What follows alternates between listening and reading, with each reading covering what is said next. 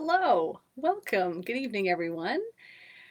I am hoping that I am live right now. If someone can send me a comment and let me know that's the case, that would be awesome. Um, Sorry, we're having some lighting challenges over here. It's always a fun adventure to be doing Facebook Live, but great to be here, and thanks to everyone who is. Although I still haven't seen any comments, so I will just wait for one of those to come up. If my staff are there, let me know. Let me know that we're live.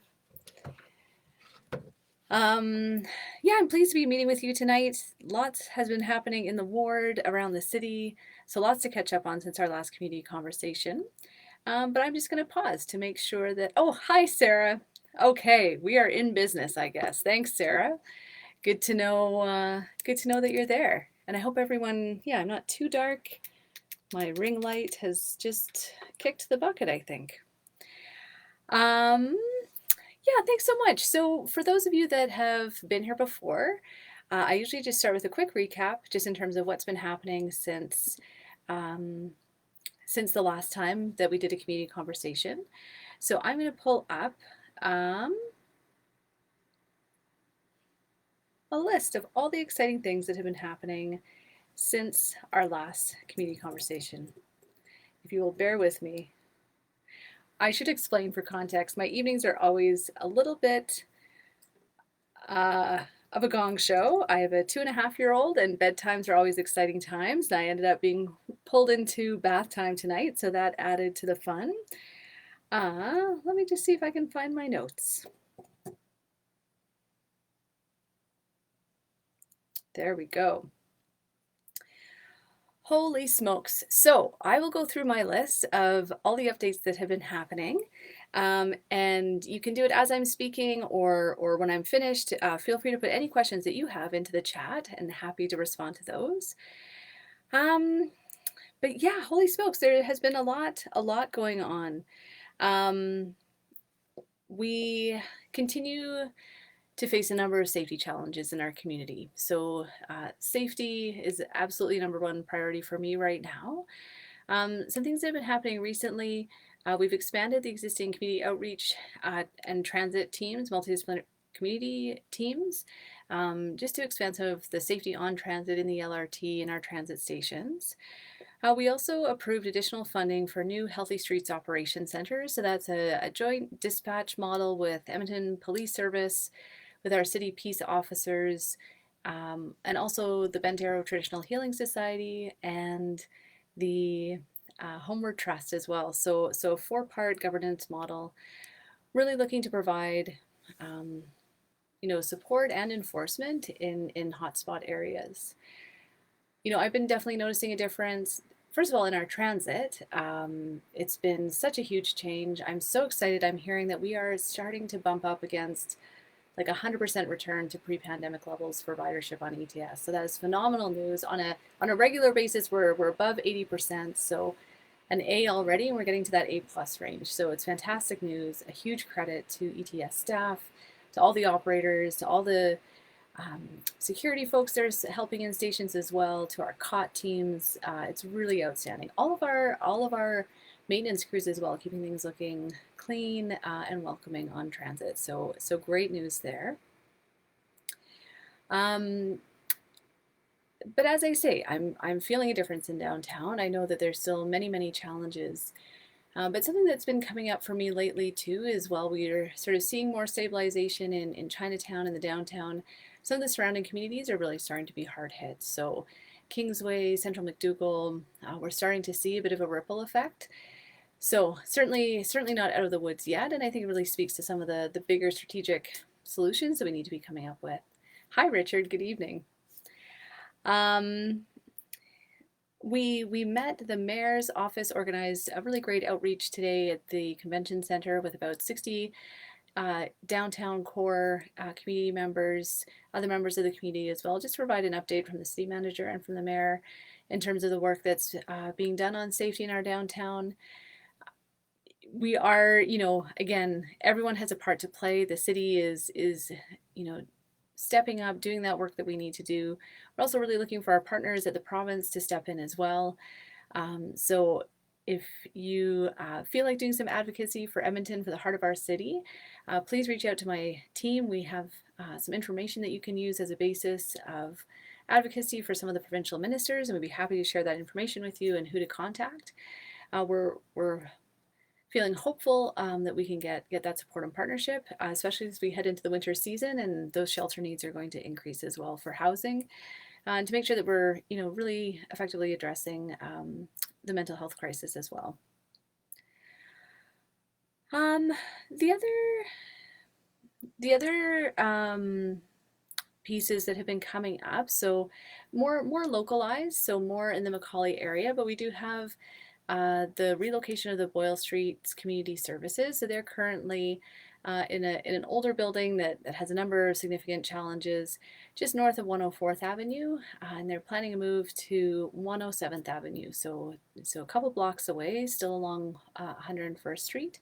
I know a lot of folks in the Macaulay community and surrounding neighborhoods have a lot of concerns with this. So, I understand those concerns. I understand that when you see, even in front of Boyle Street right now, there's issues in terms of what the outside of the building has looked like, how well it's managed. At the same time, I have a lot of confidence and excitement for the move. I think that it can be part of the solution.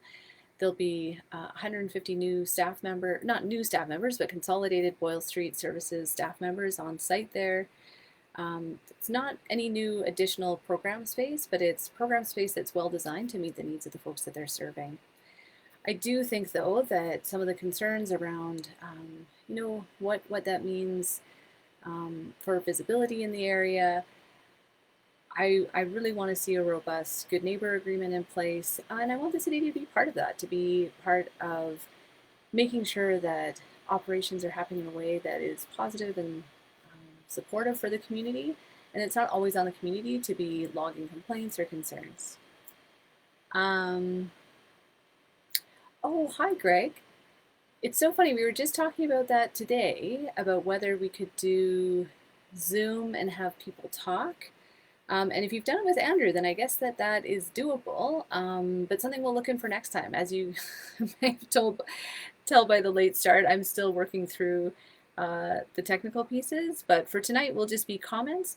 Also thinking I would welcome people's thoughts. We've been thinking about potentially doing hybrid events, so being online but also having a physical space where people can come to as well. So interested if anyone wants to put in the chat if they would want to attend an in-person event, if having the hybrid would be a good approach. That would just be awesome. Can I just confirm, I'm just getting a note from the system saying that my keyframe rate is too low. I'm just wondering if anyone is having trouble with the quality of the video. If you want to put that in the comments. I honestly don't know how to fix that, but let me see what I can do. Yeah, I'm not sure I'm going to be able to fix that on the fly, but if anyone's having trouble, let me know, and then I'll fix it, but if not, I will just ignore that for now.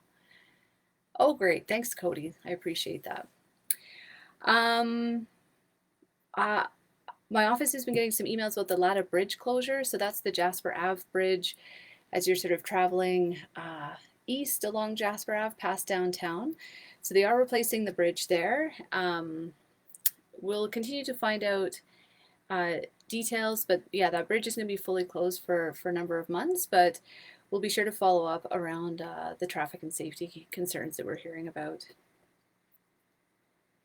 Okay, thanks, Greg. Yeah, sorry. I'm going to take a screenshot of this. I do not know what a key frame rate is, but I will figure out what that setting is, and next time I will make sure that I have that at a higher setting. For those sort of on the more western side of the ward, folks may have heard a bit about Victoria Promenade. So that's one of my favorite spots to walk in the neighborhood in Oliver, just between 116th Street and 121st Street. It's that beautiful stretch with all the benches overlooking the river valley. So this summer, a pilot project was put in that added two-way protected bike infrastructure. So there's the existing sort of like counter traffic painted laneway for cyclists on Victoria Promenade, and they've added a westbound lane on the north side now, bike lane on the north side. That has meant a loss of parking along that whole stretch. I know a lot of folks that live there are really concerned. It's really reduced access to on-street parking for their visitors, for their home care workers, for um, maintenance folks, for delivery folks. So definitely hearing those concerns. Um, again, it wasn't my preferred design. I think that there's other ways to look at how that road is divvied up and hopefully find a way to maybe accommodate on-street parking and protected bike infrastructure, which I do think is a priority and I think is important in our community. I think we can maybe look for ways to better balance that in the future. And this is the beauty of the pilot. I know it's causing folks a lot of consternation. I know there's a lot of displeasure with how it's rolled out, how the consultation has happened. Couldn't agree more in terms of some of the consultation process pieces that really need to be looked at and built on for next time and learnings for the future. But the other great thing too is that the infrastructure isn't permanent at this point. We have a chance to test it out, see what works, and in this case, what isn't working. I think that's a great opportunity as we look to put something permanent in there as it gets repaved. So as hard as it's been, I think it's given us some important information.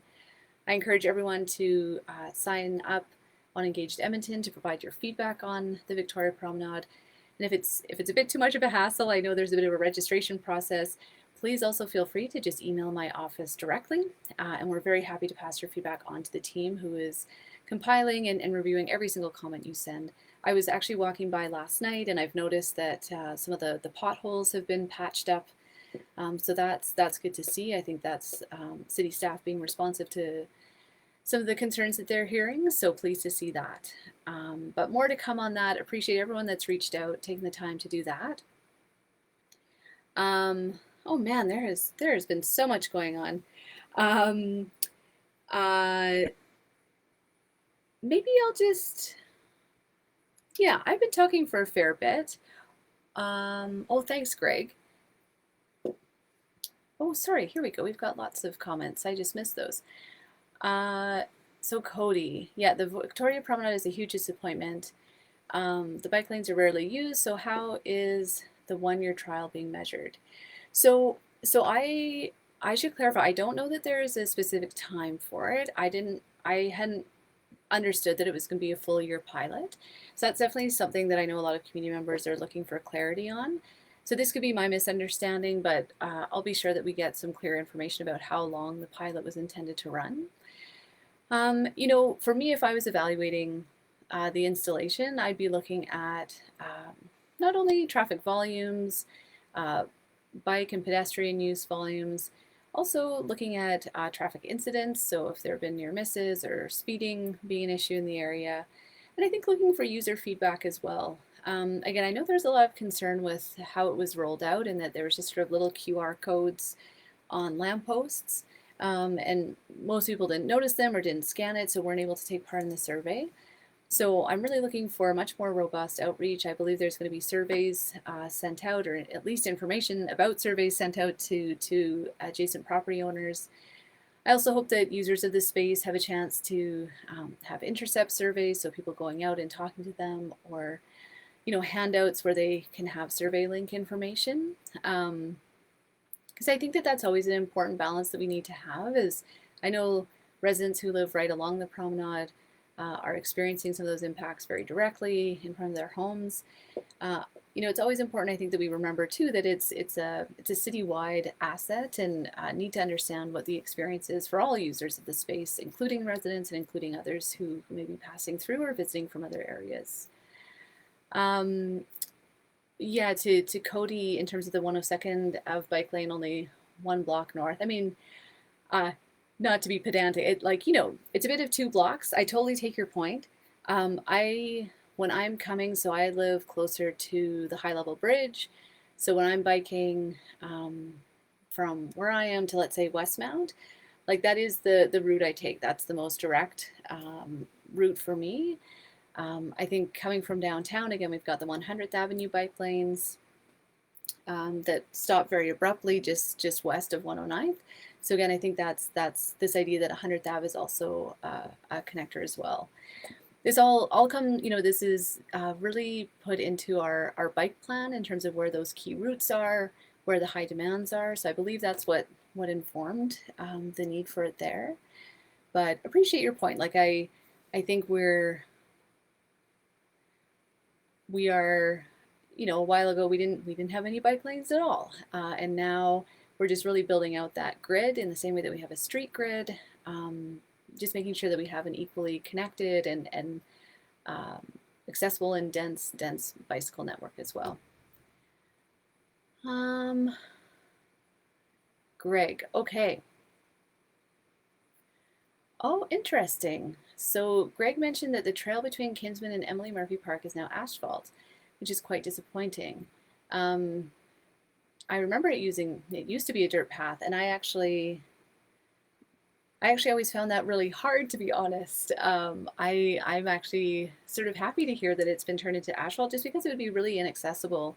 I found that I didn't take that walking route very often, so I would do these big walks on my parental leave. I would go by the legislature grounds down into Rossdale and then across the bridge and then back over the LRT tracks. But I never went the other way to Groat Road Bridge, because that path between Emily Murphy and Kinsman was always so unreliable. But I hear you, Greg, that you liked it that way, that you liked sort of the more naturalized feel, and I take your point. It's a tough one to balance.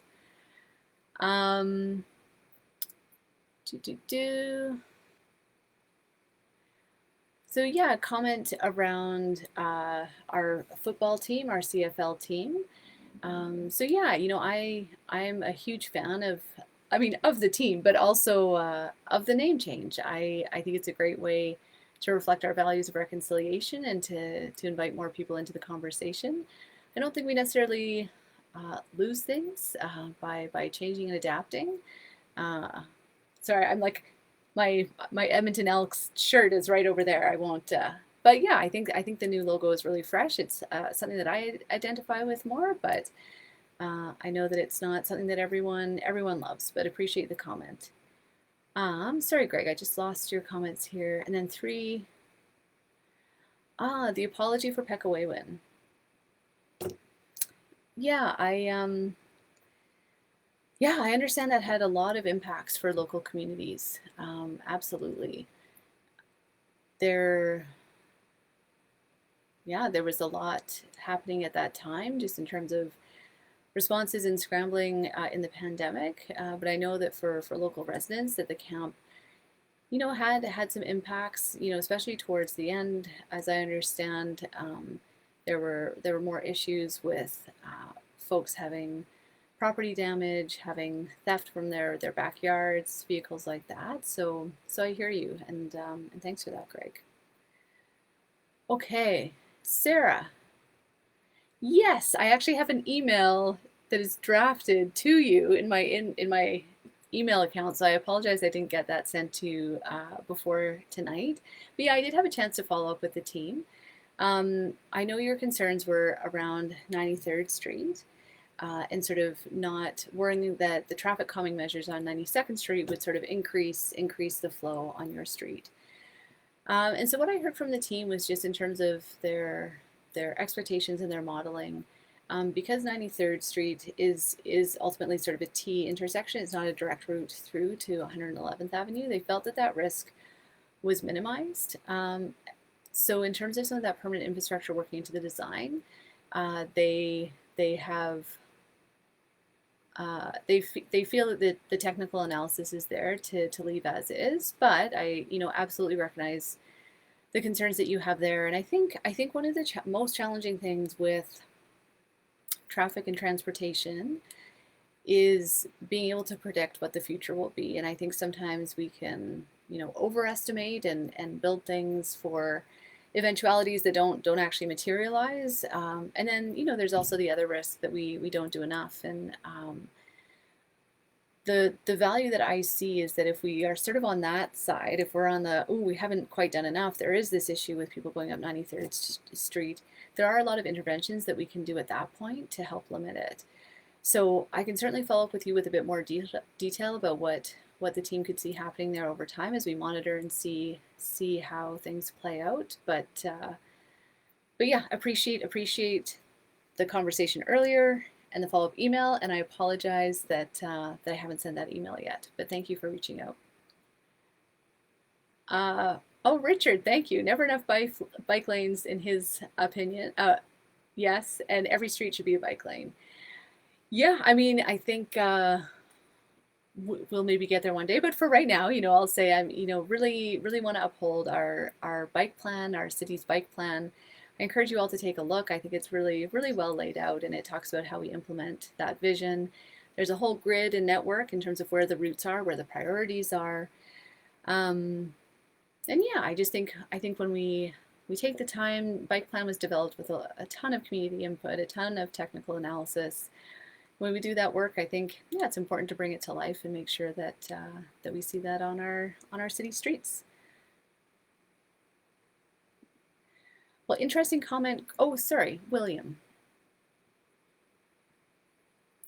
So William asks, why aren't the city and EPS collaborating on ending this homelessness crisis? Yeah, sorry, I'm just expanding that box. Yeah, and just sort of the cyclical nature that you're seeing where encampments are there, city and EPS come out, they dismantle the tents, move people along, and then they just come right back.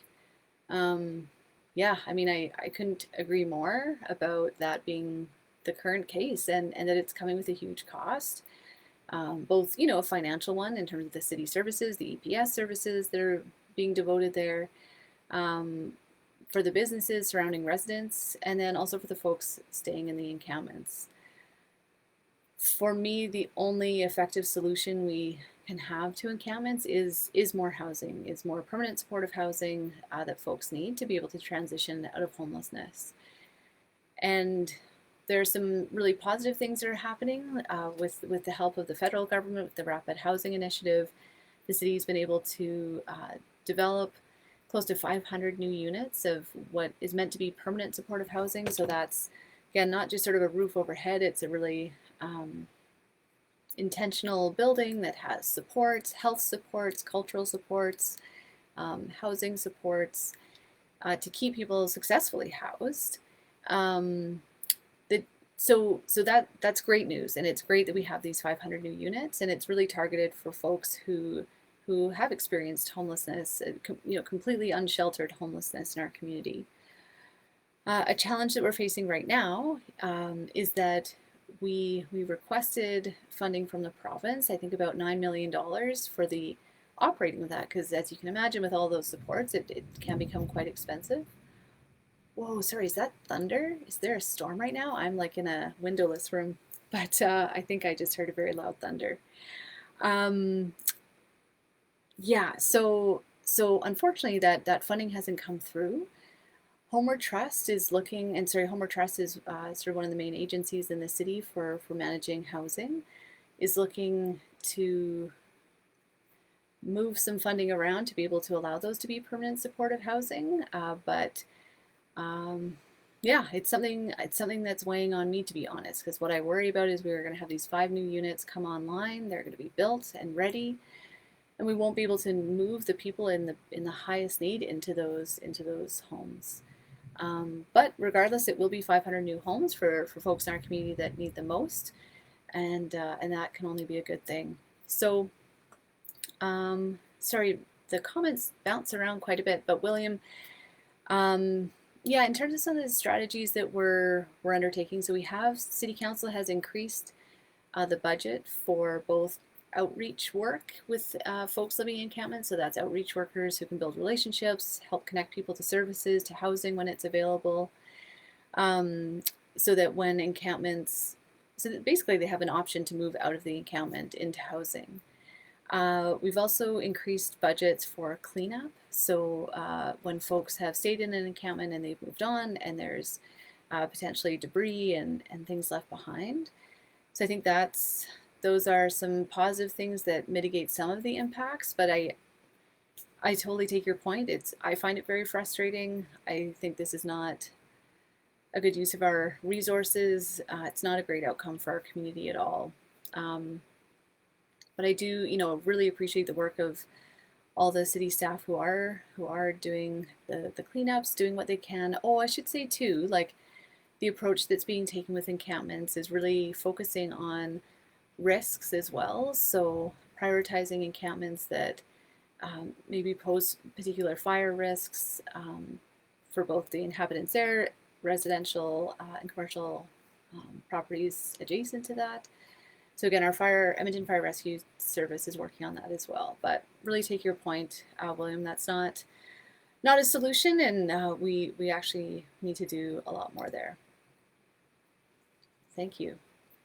Oh, yeah, and sorry, maybe I'll just throw the only other option that's sort of been on the table that I advanced twice, unsuccessfully, unfortunately, was maybe looking at managed encampments. So at least having spaces that are a bit contained where people can set up camps and be there, have access to washrooms, support workers. Again, something I hear from housing workers is that they'll find a unit for their client and then they can't find their client because if they're in an encampment, if they're being displaced, then it's very hard to track individuals down.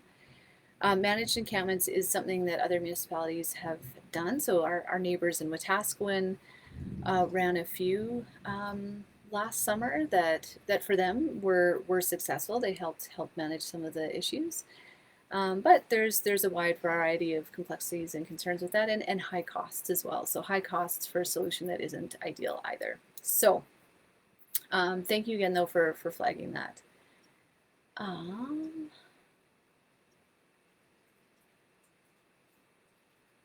Okay, sorry.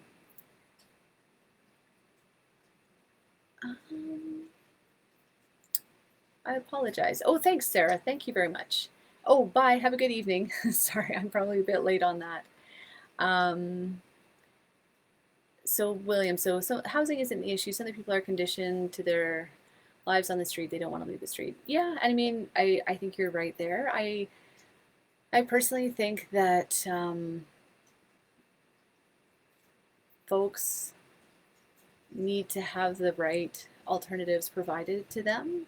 I think that takes time, though, for some people who have been on the streets for a long time. William, you're right. Like it takes time for people to, first of all, feel like they can trust a housing provider, that a housing provider is going to meet their needs, that their housing is going to meet their needs. So yeah, it can be a process to help get people into the housing that they need. And for some, it's very fast. They are desperate to get off the streets. They, through incredibly unfortunate circumstances, have ended up there, and they want nothing more than to get out and have a home. For others, they've found a sense of community on the streets that maybe they haven't had in the past, and that can be tough. I think that's one of the challenges that we have with some of the programs that maybe provide someone with a roof over their head, but they don't provide, the wraparound supports, the sense of community, the sense of connection. And then people don't want to stay. Like, I get that. If I was uprooted from my community, I was taken across town, put in a building that I don't know anyone in. Yeah, I mean, I understand why people want to go back if they've found that sense of community. So it's really, in my mind, getting the right type of housing. So community focused, a space that has community built into the building, that has supports, has people that can help them reconnect to family, to culture, build those connections that are off the street, and then take the time to do that outreach and bring people into that. So I'm at the bottom of my list, but I just want to go back because I think I missed a few. Oh, Cody. Oh, the 102nd Avenue. Yeah. Yeah, that's interesting. So some of you may know that, so 102nd Avenue from about 105 3rd. Sorry, it really is a huge storm out there. I wish I could be watching it right now. But uh, wow, that is some very loud thunder. So 102nd Avenue between 103rd Street and 99th. So right sort of from, the Wind Spear, oh, actually, I guess like Churchill Square, the front of the Wind Spear to 103rd. So that road has been closed for many, many years with the construction of the Valley Line Southeast portion of the LRT. And it's been designed to have, construction is complete. They've actually taken all the fences down downtown, which is really excellent. But earlier in the spring, we as council decided to keep it closed to traffic, vehicle traffic, sorry. So this is actually something that I've been wanting when I used to work at the City of Edmonton in the planning department. And, 8 years ago, I remember looking at these designs for 102nd Ave, and I was like, oh, like, please don't have a traffic lane there. Let's just make it pedestrian, transit oriented, just make it a really vibrant people place there. But the roads were designed with a car lane in it. But yeah, earlier in the year, a community member sort of highlighted the opportunity that pedestrianizing 102nd Ave could have. And that really excited me. I think that there's a lot of great opportunity there. One piece that I think is important. So there's one lane of traffic going east along 102nd there. But honestly, it's not a great vehicle connection. No vehicles can stop. There's no place to pull over, so you can't do deliveries or pickups. It's just to drive in one direction. The way it's designed, the bike lanes are between the vehicles and the roads that they might want to turn onto. So there has to be lights at every corner, which means that cars would have to sit and wait as bike lane traffic is going through. Traffic can only turn south as well. They aren't allowed to turn left across the train tracks. So all in all, I feel like we are, by keeping it open to traffic, for vehicle traffic, we lose an opportunity for, a really neat pedestrian, bike, and transit space for like not a very good car space. Like that to me is kind of the equation there. But I appreciate that this summer has not been proof of what it can be. It is. I mean, when I bike to City Hall, I many mornings it's really lovely. I really like passing through there. It's very quiet and peaceful. But I know too, I've been down there and there's been, situations that make me feel uncomfortable. So seeing folks using drugs, it is not. That's not what we really think about when we think about a vibrant avenue. Part of the complication has been that there's been restricted use of the traffic lane for non-traffic purposes with the LRT commissioning happening. So there's still been access for construction needed. And then, of course, the worst news, which is that the LRT didn't open. So again, thinking about how those transit users, those LRT users would have been, in that space, using that avenue as well, that didn't come to fruition this summer. So I fully appreciate the skeptics. It's still an idea I want to explore, but I think that's a conversation we're going to be having at council, if not this month, next month for sure. Okay, let me get back to my...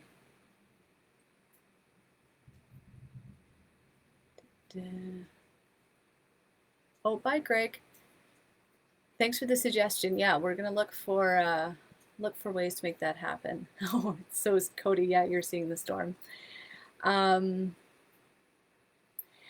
Yeah, no, Cody, I hear you. Like, I know a lot of downtown businesses in particular have concerns. Yeah, definitely really open to that feedback. Wanting to make sure that we, I mean, just for full disclosure too, like I do also hear from people who are pumped by it, who are excited. Holy smokes. Sorry, that is wild thunder. Yeah, so I do hear feedback from both sides, but appreciate that where it's at right now is not where we want it to be. Hoping for a lot of opportunities to that that to be a really different space in the future. Oh, hi, Ariel. How are you? Um, yeah, safety on LRT. I think I was mentioning at the beginning that's been a huge area of concern. I know, um, yeah, things were pretty bad. Like I have to confess, I have a pretty high safety tolerance, but ETS taking the LRT was feeling pretty rough, to be honest, for a while, especially sort of January, February of this year. I am now noticing a huge change, and again, a huge part of that is that we've got more people back on transit. So again, over 80% of pre-pandemic usage, which is absolutely outstanding. That's compared to a city like Calgary that's closer to 50% at this point.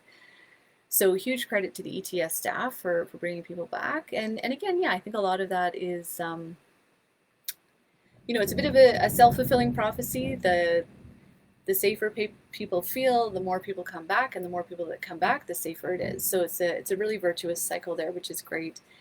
But interventions like our community outreach transit teams have been really huge. So that's teams that are one person is a peace officer, a city peace officer, and one person is a social worker, outreach worker, and they're sort of in the transit stations together.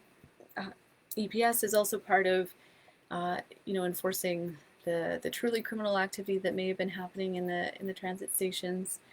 But overall, I feel like we've really turned a corner, that things are getting much better. But thanks for that, Ariel. Yeah, other thoughts or questions? Top of mind things. I'll see if I have anything else on my list in my notes about things to touch on. Let me just pull that up. Oh my goodness. Yeah, we have budget coming up. So for those of you who don't know, City Council passes a 4-year budget every 4 years, obviously. So we're going to be deliberating our 2023 to 2026 budget. So that's both operating dollars, that's sort of day-to-day things, and then capital as well. So physical infrastructure and construction projects. That's going to take place over November and December of this year, and it's gonna be really interesting. There's a lot of really challenging realities right now. So as I'm sure many of you are feeling directly, inflation has been huge. It's really escalated a lot of costs for the city. We also have more. We aren't able to. The city is able to borrow money through a special bank through the government of Alberta. Has very, very low interest rates that are sort of lower than what's commercially available. But even at that, interest rates are going up, so we have less wiggle room in our debt. So we have a very conservative debt ceiling that we've been sticking to, but it just means that there's not as much to be able to spend on some of our construction projects. So we're going to be balancing a lot of that. Also, just from an operational perspective, I think, for me, climate change is a huge priority. It's something I think we need to be focusing on with the climate emergency.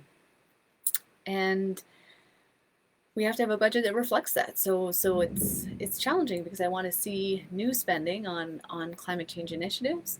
But that means, some things we might be doing now, we might not be able to keep doing. I like the idea of just doing different things with what we have. So not necessarily doing more with less or less with less, but just trying to really rethink our resources and make sure that they're all pointing us in the direction that we want to go.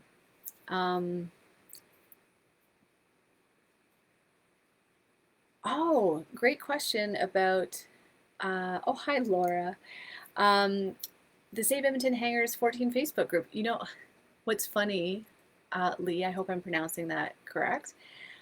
I didn't think I would be welcome. So I've seen the page. It looks great. I've met the creator of it.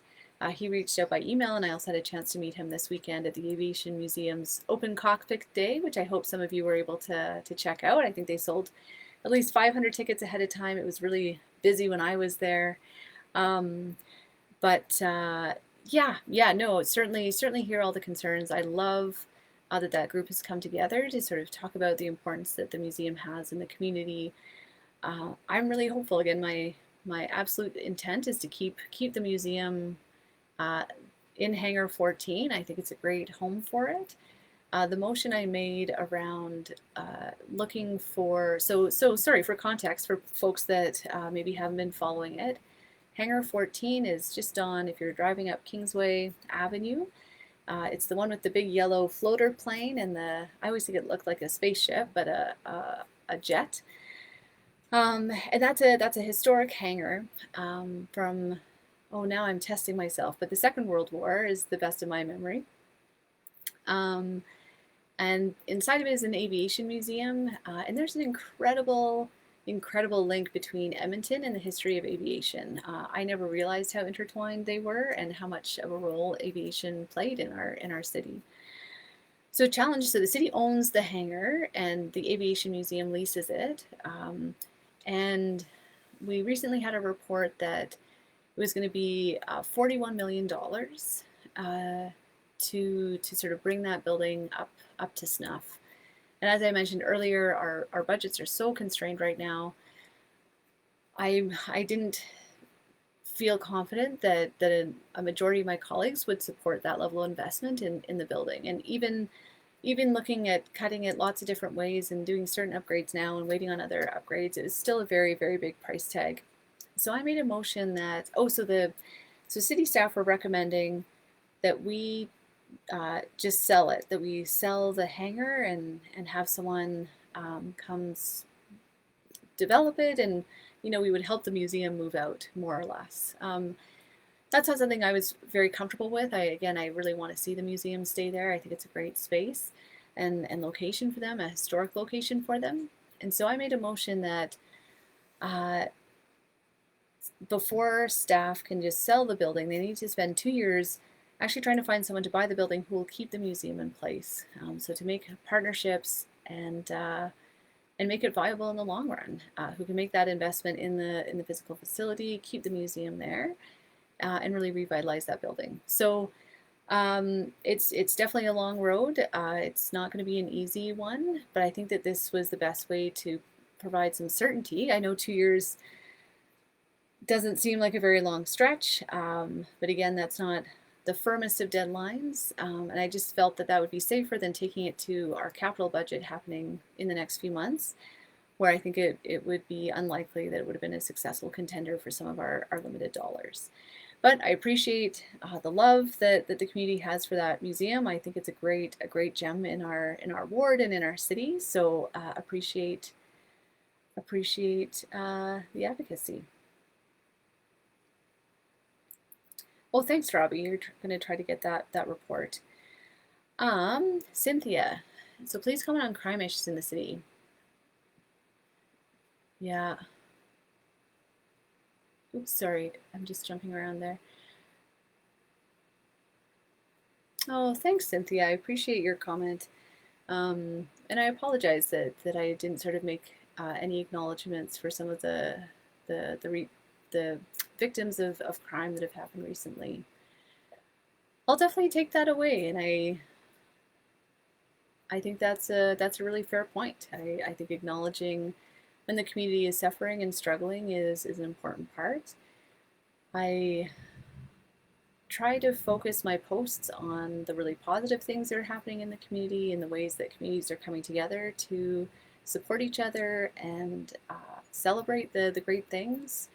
The Chinatown celebrations this past weekend at the Harvest Festival or Mid-Autumn Festival were really special for me.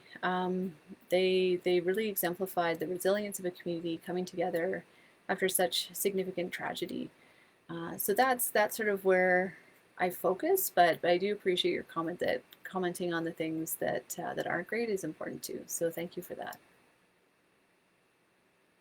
Oh yeah, and sorry, and just first responders as well. Yeah, absolutely. They've been under so much strain lately, and deserve to be recognized. So thank you for that, Cynthia.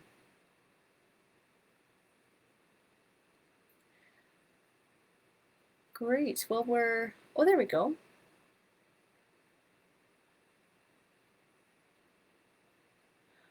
Oh, so sorry, is it, I just don't want to be mispronouncing your name, but Lee or Leanne?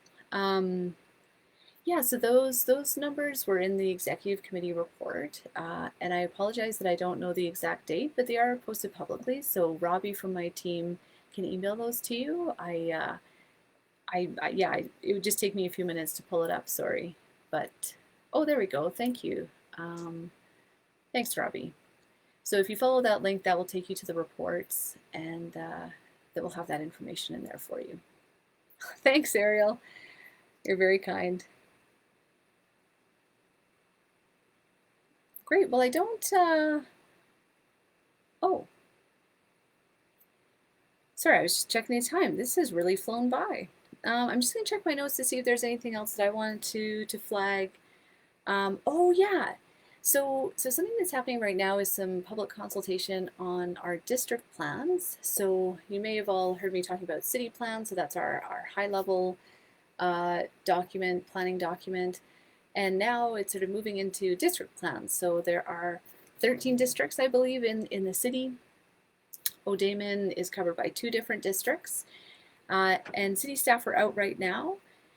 Um, oh, but we conflicted. So there was an engagement tonight in Queen Mary Park, but on the 19th there is an engagement in Kenora. So I think that might be specific to the plan that covers sort of the western portion of the ward. Londonderry Mall, there'll also be sort of a drop-in all weekend long, 17th. Oh, sorry, on the 17th from 11 to 5. And there's lots of opportunity to engage online as well. So encourage you to be part of that process. It's going to be a really important step in how we continue to build and move. Sorry, Leanne, I'm just going to try following that link to see if I can help navigate that. Link. Sorry. Oh, Robbie, could you maybe just provide a link to the meeting itself, and then Leanne, it would have how our reports. If you go to the agenda item, then it has the attachments. So my guess is that you maybe downloaded the cover report, and then there may have been some attachments that didn't come through. So Robbie, if you can put the link just to the main meeting agenda and the item number, and then Leanne, you can find the reports there. We can also download the full report and the attachments and email those over to you if you'd like as well. Yeah, just another reminder to get involved with submitting your feedback for Victoria Promenade. That is available at engaged.edmonton.ca/Victoria-promenade. I think you can probably Google it and you'd find, oh, thanks. There we go. Yeah, any last questions or comments? We're coming up on a year since the election, which is a pretty wild point or milestone, I guess. It's been an incredible year. I just feel, or 11 months, I should say. But yeah, so honored to represent this area. I am just terribly biased. I think this happens to be a wonderful part of Edmonton. I'm so grateful to represent these communities. I'm grateful to connect with folks like yourselves. So thank you for taking the time to be with me tonight. Always happy to hear from you. Oh, I should also just give a huge shout out to my team. So Robbie has been in the chat. Maria, I think, is there too. Jane. They are the folks that you will hear from first in my office. They're the ones who get your emails, get them straight to city staff who can help you if you have issues, who brief me on the topics, send me your top priorities. So I'm so grateful for them for helping me to keep up with my correspondence. If I'm ever late in replying to an email, that is always on me. My team does a great job, and sometimes I just get pulled in different directions. So please do email anytime with any issues that you have, any thoughts, any feedback. It's always very welcome. And hi, Greg. No, I don't think we've removed any comments that I can see. Let me just scroll back up. Yeah, I can still see all of your comments, but I don't know if they go away after a while. Actually, yeah, I can't see any from higher than 31 minutes ago. So sorry, Greg, I am not tech savvy, so I don't know how comments work with the Facebook Lives or how long they stay. But glad you're back. Hello, we're just sort of wrapping up. Yeah, so unless anyone has a last question, please feel free to throw it in. But otherwise, really appreciate you being here with me tonight. I hope you all managed to stay out of the storm and stay safe. It seems like it's quieting down out there. I wish you all a very pleasant evening. Thank you for spending it with me. Thank you.